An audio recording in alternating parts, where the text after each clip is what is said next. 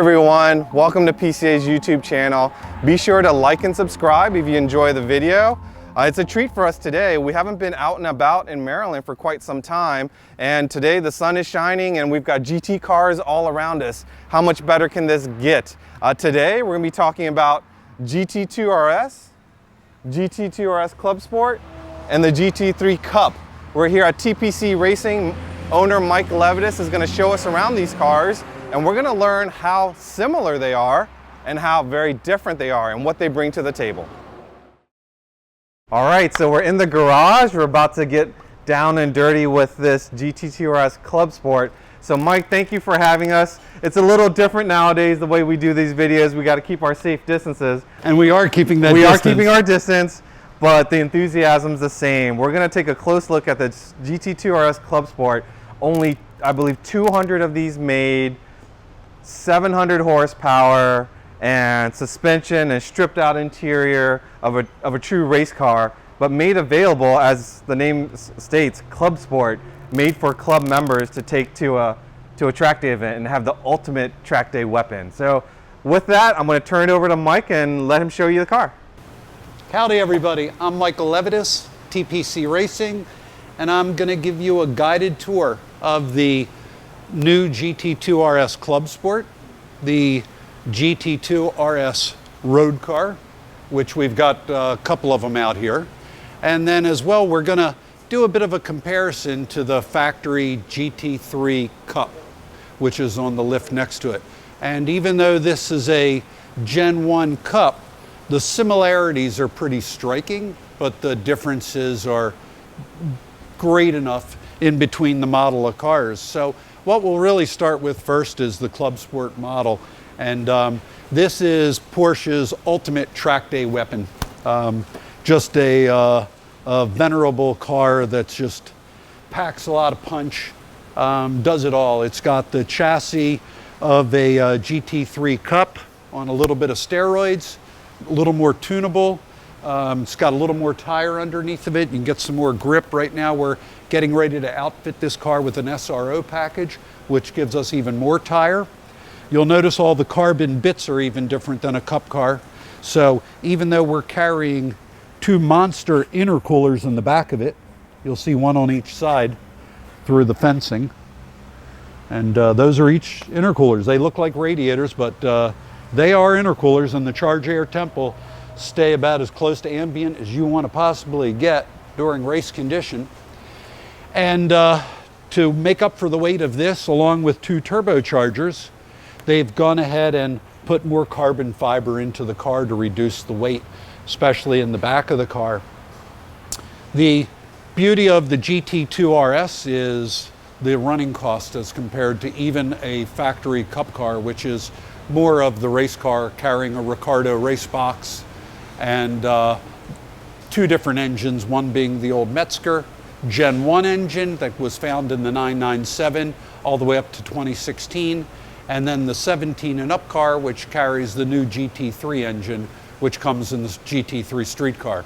A little more power, but the beauty of the newer engines, which the GT2 RS does carry, is the absence of a countershaft has been the difference in really the lap time. It's been pretty amazing. So anybody that knows the old Metzger engines, like we can take a look at this guy right here.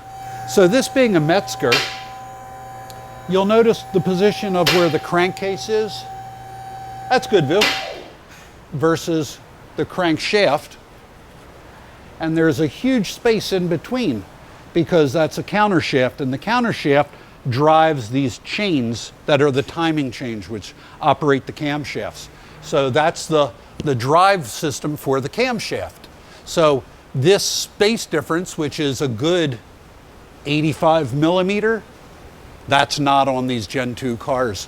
The crankshaft is down here, so your center of gravity is way better. So the crazy part is, without really changing the weight of the car or any of the real mechanical components of the suspension, the lap time will change by an honest 2 seconds a lap just from positioning the center of gravity. So we'll fast forward over to this GT2 car, and the GT2 will have a lot of similarities to the GT3.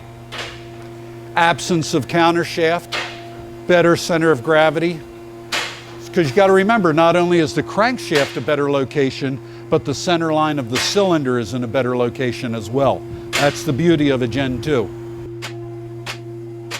And now we have really the work side of the GT2 RS. You'll see the positioning of the turbocharger here. And it's a shame this one's got the muffler in place, but the crankshaft location is at the most bottom part of the engine. You know, we talk about the Cup car and the Metzger engine. This is technically not a Metzger engine. Is that a pro or a con? No, it's totally a pro. I think people they fell in love with the Metzger engine because it was the end all before this 9A1 and 9A2 family came out. The Metzger was just this go-to engine. Look, I ran that engine in untold 24-hour races, never had a failure. The engine made great power, but it does not make the performance of the 9A2 and the 9A1s. Not only is the weight distribution in the center line of the cylinder more favorable for a race car, but the endurance and the reliability is all the better. Every time Porsche releases one of these cars, it keeps getting better. Both cars have the same basic tub. Of course, this is the race car tub, starting life as the street car tub with the cage and all of the safety equipment. But the street car drivetrain is the Clubsport. And that also is the magic behind it being a track day car. PDKs, the running costs are amazing. The amount of hours you can put on them are almost untold. We have track customer with 20,000 track miles on a PDK tranny, and all we're doing is servicing the gearbox, the fluids, and they just keep on running. Where the race car is much less friendly. You can only go maybe 35 hours on a gearbox. So a fraction of the time of a PDK. And as well, the engine running costs on this are amazing. The 911 turbo engines they're almost in the entire marketplace, nothing has a better reputation for reliability and the amount of performance you can gain. This is the same basic engine architecture as I'm running in my Optima street car that I run in the Search for the Ultimate Street Car that I ran at Cape Canaveral at 222 miles an hour is a street car engine, and you can put out 800 to 1,000 horsepower on a street engine. So these are highly detuned at 700. Right now we're underneath of the work side of a GT2 RS street car. And you'll notice that right away it is the race car components, right down to where the race car has a central exhaust. This does not, for the sake of efficiency of catalytic converter. It does come with a titanium muffler. The muffler is completely bypassed when you're in the full kill mode. The valves open up, and this is literally like a 14-inch exhaust system, and it's really something to be in one of these GT2 RS. The shifting is perfect. The throttle position, the throttle mapping is perfect. The car, it never unsettles the chassis. These are amazing cars. I ended up buying one myself and took delivery in Germany because it's such a phenomenal car. But another interesting thing is that on the GT2 RS street car, which we are under, not the race car, that it does have full hindballs. So it's full rod ends in all of the suspension components. So whether you're in the lower control arm, has the same lower control arm that the race car has. The only thing Porsche's done is they've put little dust covers on it so that the road dirt doesn't get in and ruin the balls. It still has the split for full adjustability of camber and wheelbase. This does both, because you're also extending the wheelbase or changing the wheelbase as you change your camber. And then no matter what you see throughout this suspension, you're going to keep finding it. The upper rod, the upper links, there's going to be many, many suspension components that are the same. Even down to ductwork can be found on the race car. This is an interesting car, Vu. This is a Visoc version car, so it has the, look at the carbon bars under it. But they're fully adjustable. And then the ride height is obviously fully adjustable. This has a PASM suspension, so it's fully digital. and the ride they're pretty good. And you get the amazing performance out of the chassis as well. So let's switch gears and we'll go directly over to the back end of a GT2 RS Clubsport. So right now we're fortunate enough we've got left side wheels off. So I'll walk you through a GT2 RS Clubsport. Now, mind you, I'm just getting familiar with the car myself. We're getting ready to set this car up in SRO spec. So there are some variances from what you're going to see here. You'll notice many of the same components. Look at the lower control arm. Same arm. Absence of a dust boot. Don't need it on a race car. Joints are going to wear out way before we worry about dirt. I see the same ductwork, but this ductwork is in carbon. It's amazing. Every ounce matters, right? Every ounce matters. Also, the duct is a little larger, a little more cooling. This is a pretty amazing car from the underside. Definitely, there's no absence of attention to detail. I mean, look, it's a Porsche race car. But the beauty of this is the road car. Now, the upright is machined at different locations for a different roll center because this car has been lowered significantly over a street car. But from the viewpoint of looking at the suspension, it has amazing similarities to the street car. It has the same basic subframes. Now the pickup points are machined. You'll actually, when you go from car to car, you can see where Porsche maybe put the pickup points like 20, 25 millimeter higher. They start raising all these pickup points because the car's been lowered 20, 25 millimeter. So that's really the biggest thing. Now, this is an interesting detail that we found because we know the Cup cars very well because we've been racing those for gosh knows how many years. The rear sway bar, even though it has the same blade for spring rate, has got a much different bar. And it's also got a bend in it. And at first we wondered like, hey, what could that bend really be? Like, what's the purpose? It's easy to figure it out. It's so that it clears a PDK transmission. The Ricardo case is a little different. It's pretty darn amazing. And then as you go through this car, you'll see a lot of the road cars. The ductwork for the brakes back here is off the road car. Even though they made the scoop out of carbon, still the NACA duct scoop is the same right off the road car. This has three-way adjustable shocks. It's got a high speed for the rebound, and it's got a high speed, low speed for the compression. So it is a three-way shock. This is a KW, where the factory GT2 RS street car, just like the GT3 RS street car, have Bilstein. And I couldn't help but notice, looking at the fender liners on this car, they are carbon versus the plastic or whatever that's on the street car. You know what, Vu? That's really that's extremely observant of you. We kind of freaked out over that. I haven't quite completely figured out the method to the madness, but I have a sneaking suspicion, Vu, that it's deeper than what it appears. And I'll tell you why. Look over here from this side, this work side. I mean, never take it for granted that Visoc would do something for only weight savings. I think it's for intercooler efficiency. Look at this. Look how they picked up like probably 15, 17 millimeter of space in this. This is a ductwork. The fresh air, there's a high pressure source right here on the quarter panel, and this is a low pressure area behind the fencing here. Really low pressure. And a high pressure always seeks a low, always. High pressure always seeks a low. So the air is rushing through to the intercooler to cool it, but they literally, in order to pick up the efficiency a little bit more, went through the pains of making this ductwork to pick up the efficiency even greater. The calipers on the GT2 RS Clubsport are really more of the calipers off of the GT3R. Okay?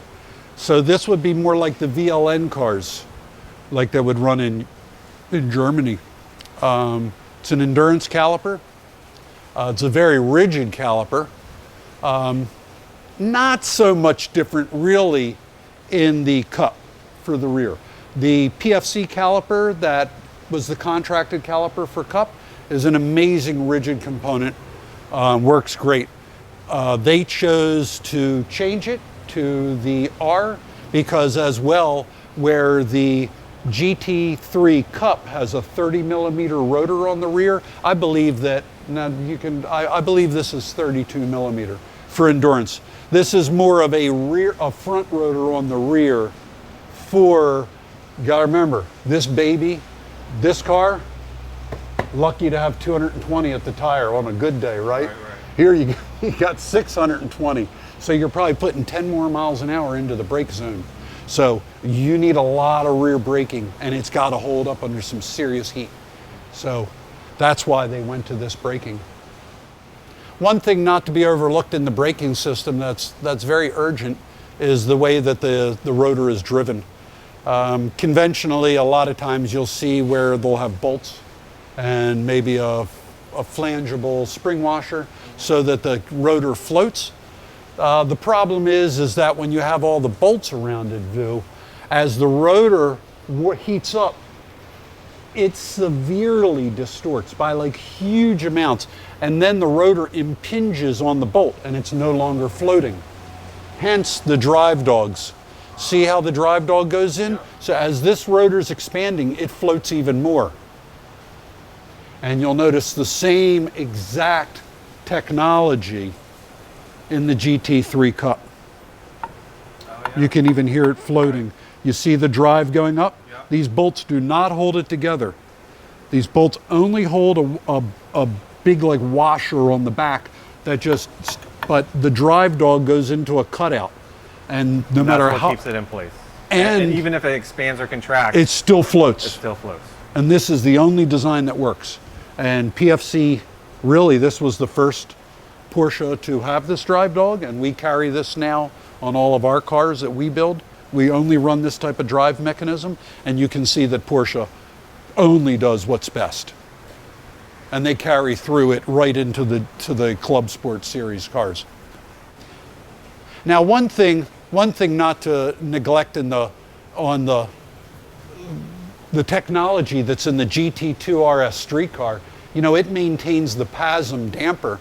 And that PASM damper gives a great performance envelope for also having a manageable ride on the road. What I've heard, I haven't had the opportunity to drive it on track, but you have. But they say this Clubsport car is more of a, even though it's more horsepower and such, it is a more manageable vehicle compared to a GT3 Cup. I think, you know, I've been fortunate enough and that I was able to drive the GT2 RS first. And I used that at the ring, and I put about 1,600 miles of track miles on the car. I remember seeing all your posts. Yeah, it was great. I mean, we just had the time of our life doing it. But the magic behind the car was not just the chassis, and it wasn't just the engine. It was the interaction between the weight, center of gravity, the power delivery, the torque delivery, how the chassis responds. It's almost magical how this turbo engine allows and makes the rear suspension work. When you're in the GT3 Cup car, you're driving it in full-blown anger. You're at 8,500, you never go below like 7,400, and you bang each gear at like 86. And you just ride it on the pipe the whole time, and you compress the suspension as hard as you can. Where on this, you can magically apply torque, and the torque is so great that it really puts a load into this rear suspension and makes it get grip earlier than the Atmo engine because of the torque delivery. So the torque delivery really helps make the rear suspension work. It's quite magical. As we move towards the front of the suspension, I can tell the midsection of the car is pretty much identical. Yeah, and really, the more you look under here, you really see that GT2 RS street car. There's really no differences. Heck, look at this. You got the drain for the evaporator, for the condenser rather, for the AC system. This baby has air conditioning. Now that's something that the Cup car should have had years ago. And these strapes right here are for guiding the air, for really making the skirts work on the car. And this is for direction. This is to speed up the air under the car and to make the bottom of the car work and get the dirty air out and make the sills work. This is a really strong Aero car. This car should not be overlooked, some of the aero advantage over a Cup car. It's quite significant. You would love to, in a Cup car, I'd love to have the performance modifications under the car, because this doesn't really add any drag to the car, so it doesn't take any more engine. Crazy enough, when we're at a racetrack, like when you're at VIR, Road America, we'll keep dialing all the aero out of the car because the engine has so little top speed performance that if we take more wing out, we might pick up 1 mile an hour on some of the straightaways, which is lap time. And we'll just keep working on the ride height, we'll keep working on the geometry, keep working on the suspension until we make the lap time. Where on this car, I mean, heck, if it takes you another 80 horsepower to get it down track, it's got another 200 on tap. Then when you get into, you'll notice that the inner fender liners, and as you were saying, the front, the way that there's a pretty hefty splitter that goes in the front of this car that sticks out way more than a Cup car. So this takes a lot of horsepower to drive it. But again, 200 more horsepower. It has the power. Oh my God, it's probably got 200 more foot-pounds of torque. You're not hurting for horsepower. You're not hurting for power. The GT3, you're always trying to you're dancing around having that low engine power. So you're working around it. This baby, this thing will spoil you. In the RSR and the earlier cars, the air for the cooling always came through the nose and robbed it. This baby has all the bypass air of the radiation coming through to the fender well, and then it's exited the top of the fender where it would get pressure because the wheel's a big air pump. The air, the clean air, the fresh air for the brakes is coming through the hood. The brake duct, this is, now we've lowered the car, this is GT2 RS Clubsport, and this is the inlet to the brake area. And you'll notice that the scoop is here, okay? And you'll also notice that there is a central mounted radiation. But unlike the road car that had a grill here, you'll see it when we lower one of the stock ones, the air will come up here.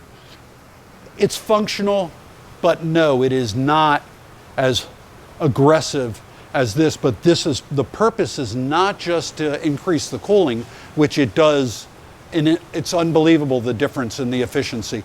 Its main purpose besides cooling is downforce. This baby is downforce. The center line of this pressure that's coming up here, because you got this high speed, okay? So now this is going to create a high pressure right here, and that's going to push down on the front end and give you a lot of grip. The center line of the axles is back here. So you look at the distance between this and that pressure, you can multiply it times the length here, and you get the amount of force that you're putting into the front tires. So don't be deceived by the front end thinking, oh, this is just for some cooling, and oh, this is just for some brake duct. This is also adding front grip to the tires. You'll notice that the gills this is right off of the street car. The gills are another really piece of artwork in appearance, but actually what they do is they take the high pressure that would be in the fender area that would normally lift up on the front end and take grip away from the tire. You got the high speed air coming by here, creates a low pressure behind the gills and extracts the air out of the fender area. Almost like a vacuum. Yeah, no, it is a vacuum. It puts a low pressure, and again, a high always seeks a low. And then as we work back, you'll see that, their intention is to create the best possible advantage of this wing. So what you're trying to do to take advantage of the core is to fly it as neutral as possible, to use it as a wing. And what they've done is they keep the air coming down. This helps bring the laminar flow down. And then you'll see that this tail here that the Cup car does not have. The Cup car has a complete absence of this. The road car has a bit of that, I believe. Yes, it does. More than the Cup car, but nothing like this. And what this does is it picks up, the important part of the wing is the bottom of the wing, because this is, what you're trying to do is really speed the air up here in order to create downforce. And this helps you prick the laminar back up and really attach this lower air that would start separating, and that helps it. And this is quite amazing. I've seen a couple of guys on Cup cars put this deck lid even with the stock Cup car wing, and it's almost unbalanced because you don't have enough front grip in the Cup car. Not only is the wing important, but the placement of the wing and how the air is going over it. And that's the management, the air management, to the end that even this is the Gurney strip. And this is built into the wing, you can see. A lot of times they're replaceable or removable. We actually, when the Cup cars came in, they didn't have it. We ended up fighting for it because what you're able to do is keep laying your wing down to get mile an hour, and this picks up the root of your wing. So as this wing is flying faster and faster, the air starts separating at the end. And actually what it does is, like, let's say that this is a 13-inch core, just for argument's sake. If this didn't have a Gurney strip, as this is flying faster and faster and the air starts separating at the end, it can go from 13 to 12 to 11. As you go faster, you're reducing the efficiency of the wing. And when you put this on here, what it does is it creates a low pressure back here, and it lifts the laminar flow right on up here. And then this guy back here hyper excites it. It gets it coming up here so that this baby's fully effective. And this wing is monstrous. Monstrous. I think this will, I mean, I've seen some of the lap time that gentlemen guys can do in these cars, and it's as fast or faster on a track than a Cup car in full anger with like a top pro driver. You can better it in this car, and it's because of the Aero grip. This is it's an interesting setup. It's the GT3 race car pedal head. So it's got dual master cylinders. You'll see you have a front and a rear master cylinder. And the reason you have two master cylinders is because you will have a knob in there that'll change the brake bias. So you can change the percentage of force that you're putting into the master cylinders front to rear, but that's not your total braking. This car has ABS, and it's got an M5 system. So this is the latest Bosch race car ABS. Very similar to the street car, but it makes the mortal human, it helps keep the mortal human stay alive, let's say. But it also aids you in a number of ways. I mean, in the rain, it's an amazing weapon. But even in the rain, you still have to change your brake bias. You know, we don't run the same brake bias in the rain as we do the dry, ABS or non-ABS. It doesn't matter. And in a car like this, you're going to run the ABS so aggressively that it's almost not going to interrupt until you're really, really deep in the lap time. I mean, then you're just going to tinkle it on. It's not going to ever come on real heavily unless you're in a bad panic situation, and then it will help. You can see as well it does have, you know, a three-way damper. It's got an adjustable rebound, and then you have your high speed, low speed on the can for compression. Well, let's head towards the interior here because it is all business in this car. The second you pull the door handle and this thing feels like it weighs a couple of ounces, you'll realize that it's down to business. You will notice some differences though in the safety area. It has been changed. You know, something's different about the X in the door bar. It's got a pretty generous flow outward, which is, you know, which is the most critical point of a safety, is the side impact. And that's one of the reasons you have such a safe seat in here. The seat though is like a it's like a carbon fiber honeycomb. That's like your last safety area. And then check out the steering in this thing. Whoever was doing the design work, he really, really did it up right. I mean, the Alcantara, even though it looks gorgeous, the great part of it is if you're running it at night under the lights, there's no reflection into the screen, which kills the driver. If you ever see a reflection, like sometimes we would like purposely like put matte black on our dash cover so that it had no reflection whatsoever into our screen at night for night. So they've literally, everything has function, form and function on a Porsche. Now, what you're saying is right there. Look at the steering column. Now the race car doesn't have this has the fully adjustable column up and down, and the pedal head goes back and forth, which is really cool. Oh wow, that's pretty cool. Yeah. And the center stack with the AC control, defrost, and fan control, that's straight up out of a street car. Bill, I have to tell you, the first thing we noticed when we unloaded this car from the car carrier was the air conditioning was on, started the engine, and it blew ice cubes out of the vent. I was like, oh my gosh. I mean, that is the end all for a race car, having AC. I can't help but notice this car is pretty special because I think this was the last of the run. This shows number 200 out of 200. So could this truly be the last Yeah, this is. Clubsport car? Yeah, this is it. Wow. Well, yeah, this is the one. That's quite special. Yeah, this is the one. GT2 RS Clubsport in a nice knurl billet thing here. Do it. Distilled Pull water it. only. Yeah, pull that off. It's a quarter turn, so push it in a little. That's it. Oh. And that view you're holding is the turn it over so you can see it, and what it says on the other side. Yep, distilled water only. And that is the same part number that is under the front hood of that street car. I believe the original tank is 2 gallon, and I believe that this is 5 or 7. It's fairly large tank. This is right up there. It could be 7, but I think it's 5. So Mike, this I assume is for the air jacks for the car. We already played with this top The for filler. the filler for the distilled water. What is this little bit? That view is that's for purging the air on the water system for the... to burp the tank. Correct.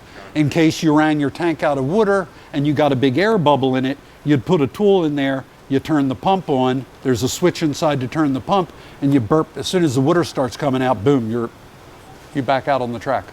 Well, we're almost to the tail end of the tour, and I wanted to point out a GT2 RS, maybe even the Vicestock edition street car, is probably the closest to this that runs probably about 300, 350.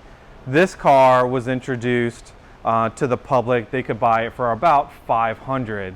Now, for those of you that weren't lucky enough to have purchased one of the 200 Clubsport cars, but you do own a GT2 RS, unfortunately, I don't believe you can spend $150,000 and build your GT2 RS into a Clubsport car. There might be a couple of things you could do to it, but it would not be a factory Clubsport car, nor get anywhere kind of near the engineering that was built into this car. This is actually a bargain for $150,000 more over a Vicestock edition GT2 RS. This Clubsport packs so much unique components, so much engineering behind it to turn it into this factory track day monster. It's quite the deal.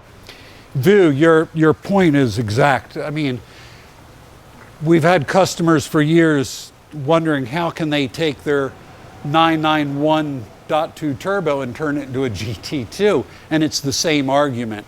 Porsche, yes, the GT2 RS street car Vicestock editions were in the 230-ish, 330 type of neighborhood, and yes, it is a good 100,000 more than a 911 turbo, but you cannot turn a 911 turbo for that 100 grand into a GT2. And the difference, like you were pointing out, between the GT2 RS Clubsport and a GT2 RS road car, the difference of that 150 is not possible. The cage alone and the safety equipment would get you halfway there, and you wouldn't even be near being able to buy the Aero components. Just the you know, if you grab this side of it, Vu, side of the wing, lift that up. You got both hands? Oh my gosh. Is that unbelievable? Okay.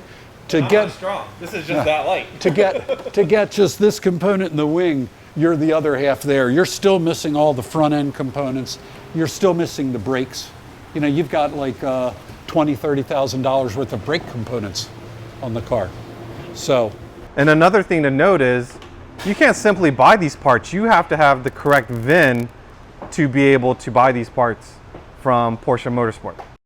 That's 100% correct. And you know what, and nor would you ever. I mean, there really is, there's amazing similarities, but there's also amazing dissimilarities.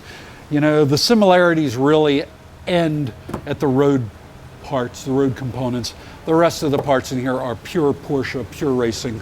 An interesting tidbit on this though, Vu, that didn't jump out at you though, was the rear glass. Remember how Porsche, yep. This has got the factory. The rear vision, it's super light, and the plastic rear window really isn't much lighter, so they left it in here. So this is a factory lightweight glass. Factory lightweight glass, yeah. Yeah, really cool. I like that they left that in there. Well, folks, I hope you enjoy the tour of the GT2 RS Clubsport with the street version as compared to the Cup car. Mike, always, thank you so much for having us. We were the first call that he made when he got this car in. He said, we've got to share it with the club members. And again, it's great for us to be out and about. Come and join you here to bring some cool content. Make sure you like and subscribe. We'll see you on the next one. Viv, thanks for inviting me.